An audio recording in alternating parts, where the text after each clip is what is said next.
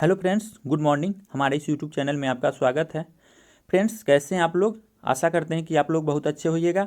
साथ ही साथ जिस एग्ज़ाम की आप लोग तैयारी कर रहे होइएगा उसके तैयारी अपने सिलेबस के आधार पर और प्रीवियस पेपर के एनालिसिस के आधार पर कर रहे होइएगा। अगर फ्रेंड्स आप लोग अपने बिना सिलेबस देखे और बिना प्रीवियस ईयर के एनालिसिस के आधार पर तैयारी कर रहे हैं तो प्लीज़ आप लोग गलत कर रहे हैं। पहले सिलेबस देखिए और उसके बाद प्रीवियस ईयर एनालिसिस कीजिए, उसके बाद आप लोग तैयारी कीजिए।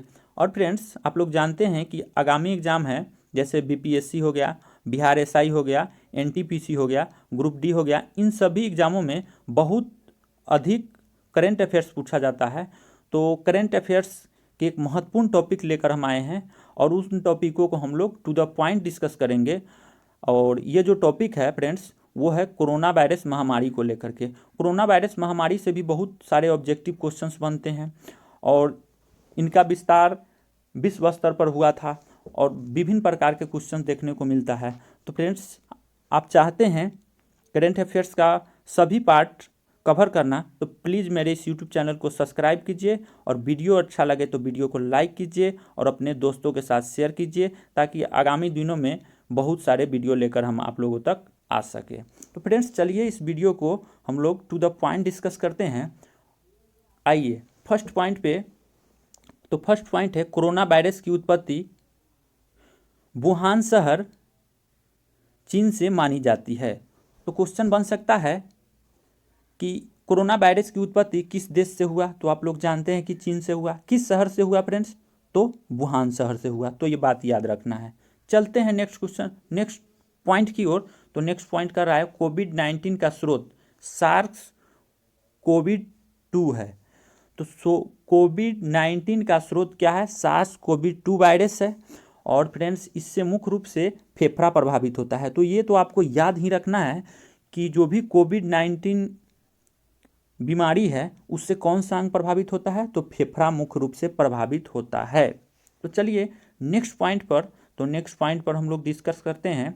तो नेक्स्ट पॉइंट, जनवरी 2020 में WHO ने नोवेल कोरोना वायरस 19 नाम दिया। तो WHO ने कोरोना वायरस को आधिकारिक तौर पे नोवेल कोरोना वायरस नाम दिया जनवरी 2019 में। बाद में चल करके 11 फरवरी 2020 को WHO ने इस वायरस का नाम कोविड-19 रखा। फ्रेंड्स, दो मुख्य रूप से नाम रखा गया था WHO के द्वारा। पहला नाम रखा गया था जनवरी में, जो नाम था नोवेल कोरोना वायरस 19, और जो भी फरवरी में नाम रखा गया 11 फरवरी 2020 को, वो नाम था कोविड-19। तो यहाँ से आप लोग ये बात देख सकते हैं। चलते हैं नेक्स्ट पॉइंट की ओर। तो नेक्स्ट पॉइंट मेरा कह रहा है कि 11 मार्च 2020 को WHO ने कोविड-19 को वैश्विक महामारी घोषित किया। तो वैश्विक महामारी यानी कि विश्व स्तर पर एक महामारी घोषित करने का काम किया कौन फ्रेंड्स? WHO ने। कब किया? 11 मार्च 2020 को। तो यहाँ से क्वेश्चन पूछा जा सकता है कि कोविड-19 को वैश्विक महामारी घोषित WHO ने कब किया? तो 11 मार्च 2020 को किया। चलते हैं नेक्स्ट पॉइंट की ओर। और नेक्स्ट पॉइंट कह रहा है 11 मार्च 2020 को भारत सरकार ने कोविड-19 से लड़ने के लिए महामारी रोग अधिनियम 1897 लागू किया। तो फ्रेंड्स, यहाँ से एक मुख्य क्वेश्चन बन सकता है कि भारत सरकार ने कोविड-19 से लड़ने के लिए किस महामारी अधिनियम को लागू किया? तो फ्रेंड्स, भारत सरकार ने महामारी रोग अधिनियम 1897 को लागू किया। किसको लागू किया? 1897 को। कब लागू किया गया? 11 मार्च 2020 को। डेट उतना महत्वपूर्ण नहीं है जितना कि ये महत्वपूर्ण है कि महामारी रोग अधिनियम 1897। चलते हैं नेक्स्ट पॉइंट की ओर। तो मेरा नेक्स्ट पॉइंट है, जो हम लोग फेस मास्क लगाते हैं और हैंड सैनिटाइजर यूज करते हैं, उसको आवश्यक वस्तु की श्रेणी में भारत सरकार ने रखने का काम किया। और फ्रेंड्स, ये आवश्यक वस्तु अधिनियम 1955 के तहत फेस मास्क और हैंड सैनिटाइजर को आवश्यक वस्तु घोषित किया गया। तो फ्रेंड्स, यहाँ से क्वेश्चन बन सकता है कि भारत सरकार ने किस आवश्यक वस्तु अधिनियम के तहत फेस मास्क और हैंड सैनिटाइजर को आवश्यक वस्तु के रूप में शामिल किया? तो आवश्यक वस्तु अधिनियम 1955 के तहत। चलते हैं फ्रेंड्स नेक्स्ट क्वेश्चन की ओर। तो मेरा नेक्स्ट क्वेश्चन बन रहा है कोविड-19 का फुल फॉर्म क्या होता है? तो कोविड-19 का जो भी फुल फॉर्म होता है फ्रेंड्स कोरोना वायरस डिजीज होता है। क्या होता है? कोरोना वायरस डिजीज होता है। तो यहाँ से हम लोग याद रख सकते हैं कोविड का जो फुल फॉर्म होता है कोरोना वायरस डिजीज होता है। नेक्स्ट फुल फॉर्म की बात करें तो नेक्स्ट फुल फॉर्म है पीपीई किट। पीपीई किट का फुल फॉर्म क्या होता है? तो पीपीई किट का फुल फॉर्म होता है personal protective equipment. Personal protective equipment. यहाँ से ये भी फुल फॉर्म आप देख सकते हैं, मे भी एग्जाम में पूछ दिया जाए। तो एक बार आप सरसरी निगाह से देखे रहिएगा तो आप लोग वहाँ सही ऑप्शन चूज करने में सफल होइएगा। ठीक है फ्रेंड्स, इसलिए जो भी क्वेश्चन है उसको एक बार सरसरी निगाह से देखिए और जो भी महत्वपूर्ण क्वेश्चन है उसको बार बार देखने का प्रयास कीजिए। तो चलते हैं नेक्स्ट फुल फॉर्म की ओर। आरटी-पीसीआर का फुल फॉर्म क्या होता है? Real time polymerase chain reaction. Real time polymerase chain reaction. तो यहाँ से आप देख सकते हैं ये सभी फुल फॉर्म देखें, लेकिन जो लास्ट वाला फुल फॉर्म हम लोग देख रहे हैं सार्स, सार्स काफ़ी महत्वपूर्ण फुल फॉर्म है। बार बार एग्जाम में पूछा जाता है। जैसे सार्स दे देगा उसमें बोलेगा कि आर का मतलब क्या होता है, फिर सार्स लिख देगा उसका बोलेगा एस का मतलब क्या होता है। तो इसलिए आप लोग ये जो फुल फॉर्म है उसको अवश्य ध्यान में रखिएगा। तो चलते हैं हम लोग इस पर एक बार विचार करते हैं। SARS, self acute respiratory syndrome. Self acute respiratory syndrome, इसको बार बार आप लोग बोलने का प्रयास कीजिएगा ताकि आप लोगों को माइंड में ये बैठ सके। और फ्रेंड्स यहाँ से टू द पॉइंट क्वेश्चन पूछता है, इसलिए आपको ये याद रखना बहुत ज़रूरी है। चलिए फ्रेंड्स नेक्स्ट पॉइंट की बात करें तो कोविड-19 को महामारी घोषित करने वाला पहला राज्य कौन था? तो कोविड-19 को महामारी घोषित करने वाला पहला राज्य हरियाणा था। कौन था फ्रेंड्स? हरियाणा। चलते हैं नेक्स्ट पॉइंट पर। तो नेक्स्ट पॉइंट की बात करें तो कोरोना वायरस के चलते भारत में प्रथम बार जनता कर्फ्यू कब लागू किया गया? तो जनता कर्फ्यू 22 मार्च 2020 को लागू किया गया। ठीक है, 22 मार्च 2020 को लागू किया गया। चलते हैं नेक्स्ट पॉइंट पे। तो नेक्स्ट पॉइंट कह रहा है सबसे पहले पंजाब राज्य ने कोरोना वायरस के कारण पूर्ण कर्फ्यू लगाया। तो किस राज्य ने कोरोना वायरस के कारण पूर्ण कर्फ्यू लगाने का काम किया? तो कौन किया था? ये पंजाब ने। चलते हैं नेक्स्ट पॉइंट पर। तो नेक्स्ट पॉइंट मेरा कह रहा है कि कोरोना वायरस के कारण लॉकडाउन करने वाला पहला राज्य कौन था? तो कोरोना वायरस के कारण लॉकडाउन करने वाला पहला राज्य जो है वो कौन सा है? राजस्थान है। ठीक है, यहाँ से आप लोग ये क्वेश्चंस याद रख सकते हैं। चलिए नेक्स्ट पॉइंट पे। तो नेक्स्ट पॉइंट की बात करें कोरोना वायरस के कारण संपूर्ण भारत में प्रथम बार लॉकडाउन कब लगाया गया? तो ये क्वेश्चन फ्रेंड्स पूछ सकता है कि संपूर्ण भारत में कोरोना वायरस के कारण जो लॉकडाउन है 23 मार्च 2020 को लागू किया गया। कब लागू किया गया फ्रेंड्स? 23 मार्च 2020 को। उसके बाद नेक्स्ट पॉइंट की बात करें तो नेक्स्ट पॉइंट के अंतर्गत कह रहा है कि कोरोना महामारी से निपटने के लिए प्रधानमंत्री नरेंद्र मोदी द्वारा किस फंड की घोषणा की गई? तो किस फंड की घोषणा की गई? पीएम केयर्स फंड की घोषणा की गई। तो यहाँ से बात आप लोग ये याद रख सकते हैं। चलते हैं नेक्स्ट क्वेश्चन की ओर। तो मेरा नेक्स्ट पॉइंट है, नेक्स्ट पॉइंट से जो क्वेश्चन बनता है उसको ध्यान में रखेंगे।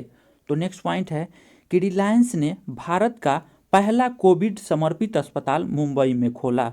तो रिलायंस ने भारत का पहला कोविड-19 समर्पित अस्पताल कहाँ खोला? तो मुंबई में खोला।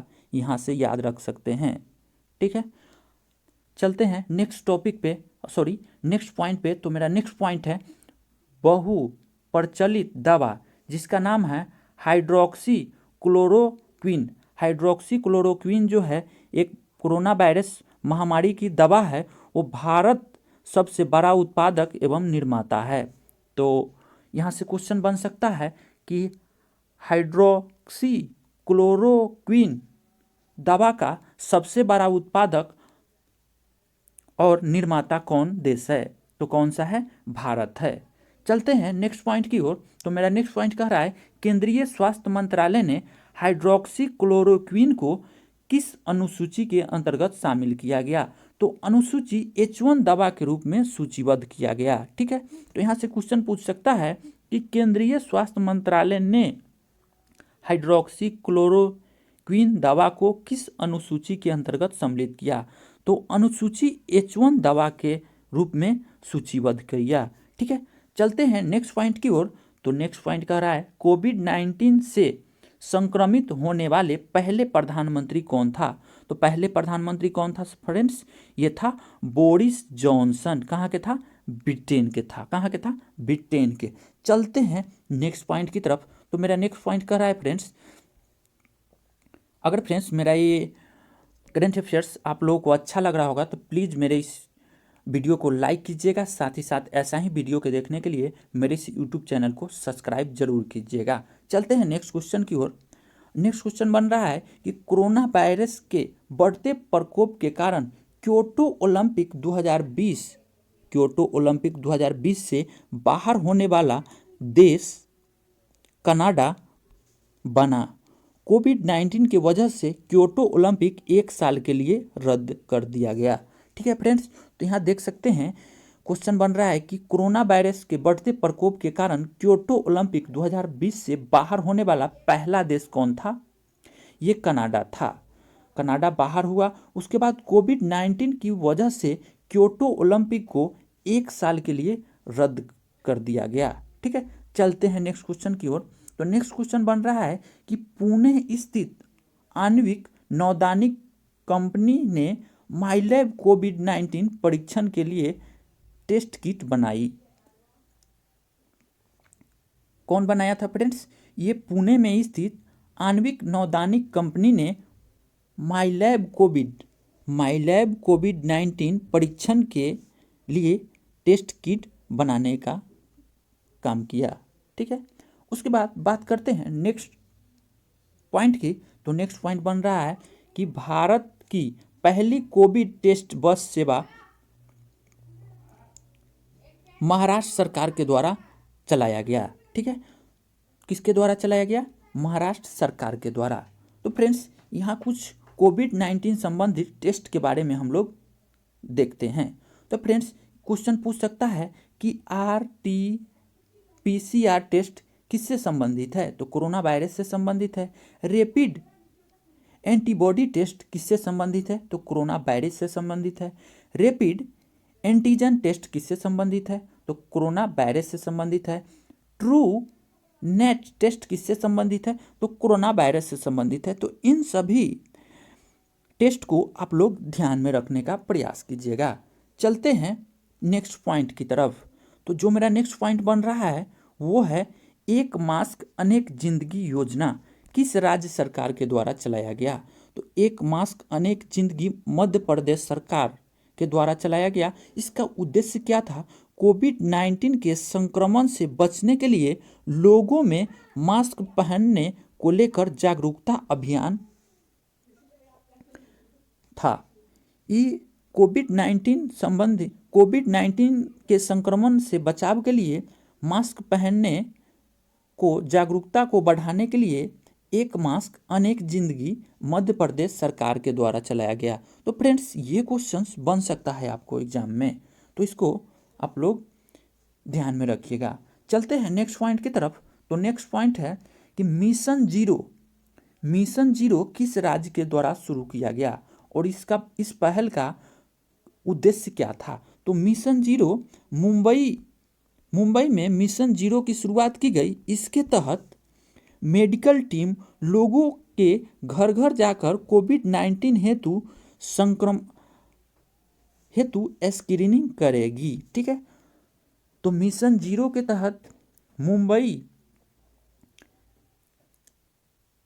में घर घर मेडिकल टीम जाकर कोविड-19 को संक्रमण के जांच करेगा।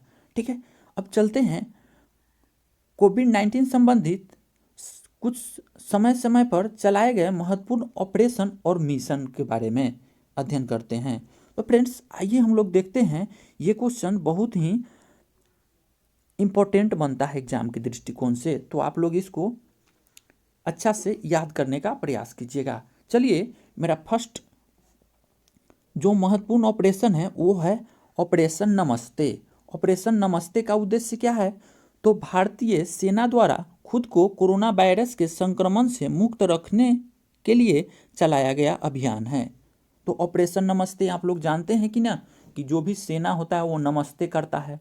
तो नमस्ते करता है, तो यहाँ से आप रिलेट कर सकते हैं कि नमस्ते सेना से संबंधित है और सेना अपने को खुद को कोरोना वायरस से बचने के लिए ऑपरेशन नमस्ते अभियान चलाया।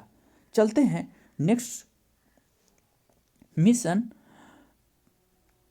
के तहत, ये वंदे भारत मिशन है और वंदे भारत मिशन के तहत विदेशों में फंसे 14,800 भारतीय नागरिकों को घर लाने के लिए ये मिशन चलाया गया।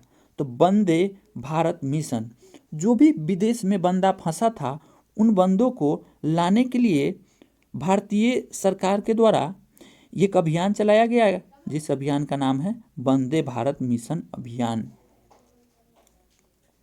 नेक्स्ट मिशन की बात करें तो मिशन सागर क्या है?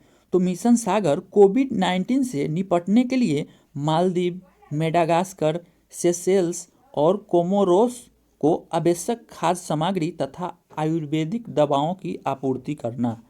तो मिशन सागर के तहत कोविड-19 से निपटने के लिए मालदीव, मेडागास्कर, सेशेल्स और कोमोरोस को आवश्यक खाद्य सामग्री तथा आयुर्वेदिक दवाओं की आपूर्ति करवाया जा रहा है। चलते हैं नेक्स्ट ऑपरेशन पे। तो नेक्स्ट ऑपरेशन है ऑपरेशन समुद्र सेतु। तो ऑपरेशन समुद्र सेतु की बात करें तो ये कोविड-19 के शुरुआती दिनों में मालदीव में फंसे भारतीयों को वापस लाने के लिए नौसेना का एक प्रमुख ऑपरेशन था। ठीक है, कोरोना वायरस के संक्रमण जब शुरुआत हुआ तो मालदीव में कुछ भारतीय नागरिक फंस गया था, उसको ऑपरेशन समुद्र सेतु के तहत भारतीय नौसेना ने भारत लाने का काम किया।